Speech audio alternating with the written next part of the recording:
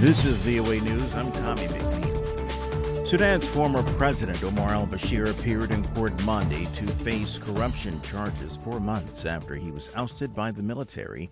Bashir, who ruled Sudan for 30 years, is charged with illegally possessing foreign currency and receiving gifts in an illegal manner. According to a detective who addressed the court, Bashir told investigators he had received millions of dollars in cash from Saudi Arabia. Many Khartoum residents were disenchanted with the trial, many of them saying that it was too little too late.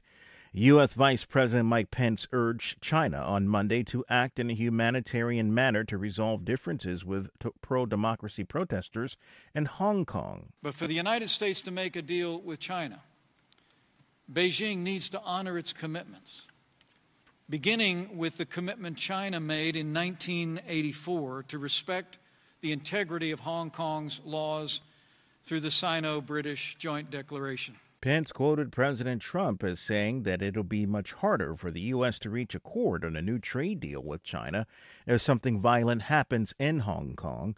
On Sunday, tens of thousands of pro-democracy demonstrators marched peacefully through the streets of Hong Kong, the 11th weekend in a row of anti-government protests. 4 radiation monitoring stations located in Russia have gone offline after a mysterious blast at a Russian missile testing facility on August 8th. That's according to the Comprehensive Nuclear Test Ban Treaty Organization. CTBTO, an independent that operates an international network of radiation monitoring stations, said 2 Russian stations closest to the blast site went offline 2 days after the unexplained explosion, and reports of radiation spikes to other stations went silent on August 13th. It is not clear what caused the outage or whether the stations were tampered with by Russia. This is VOA News.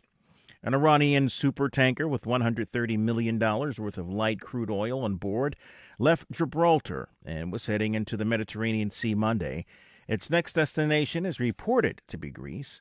The Adrian Daria 1, previously named Grace 1, was detained for a month for allegedly attempting to breach European Union sanctions on Syria. Gibraltar authorities rejected attempts by the United States to seize the oil tanker again.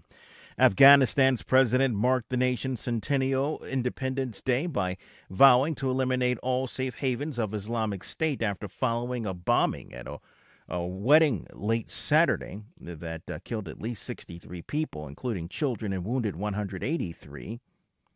The Islamic State group's Afghan branch has claimed responsibility for the bombing at the wedding.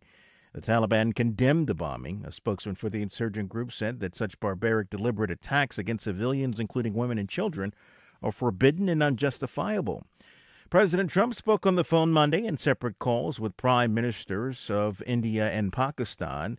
Details from VOA's White House bureau chief Steve Herman. The White House says Trump is seeking a reduction of tension in South Asia after India's recent move to effectively annex the part of disputed Kashmir it controls. The government in New Delhi says Prime Minister Narendra Modi complained to Trump about Pakistan's extreme rhetoric against India. Pakistan says Prime Minister Imran Khan subsequently spoke to the U.S. president and told Trump that Modi's decision to revoke Kashmir's autonomy is intended to change the demographics in what has been India's only Muslim-majority state. Steve Herman, VOA News, at the White House. 2 freshman Democratic U.S. congresswomen are firing back after Israel denied them entry to the Jewish state last week.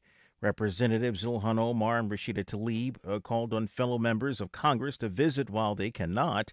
At a news conference, Tlaib said last week's actions by Israel are unacceptable. What is not common occurrence is members of Congress being barred from entering a country on these fact-finding missions unless they agree to strict set of rules, curtailing their rights, or being required to submit their itineraries for stop-by-stop pre-approval. At President Donald Trump's urging, Israel denied entry to Congress's first 2 Muslim women over their support for the Palestinian-led boycott movement.